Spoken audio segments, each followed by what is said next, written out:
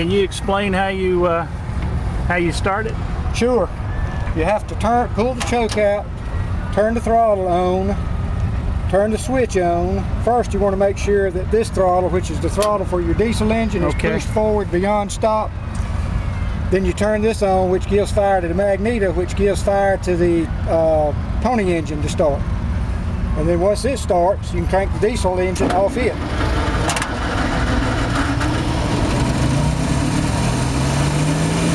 I usually let the little pony motor run for a few seconds. Most people just get on them, start the pony motor, start the diesel engine, then shut the pony motor off.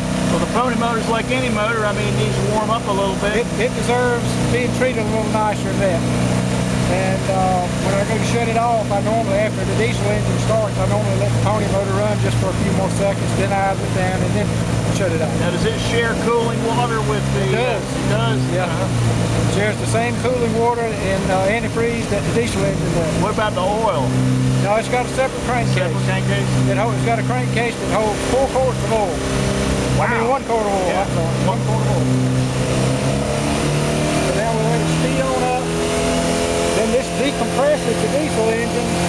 That's your clutch and then starter for the diesel engine. Then you release that.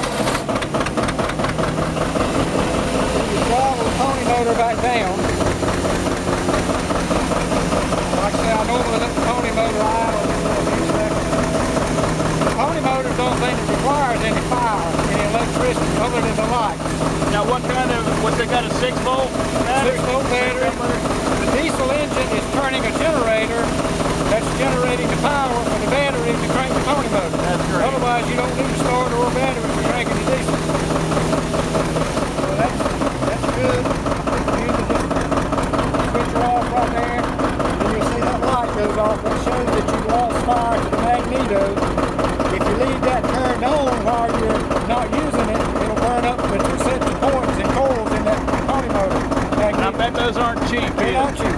How many have you had to replace? I haven't, honestly. I've been around so many of these guys that have, unfortunately,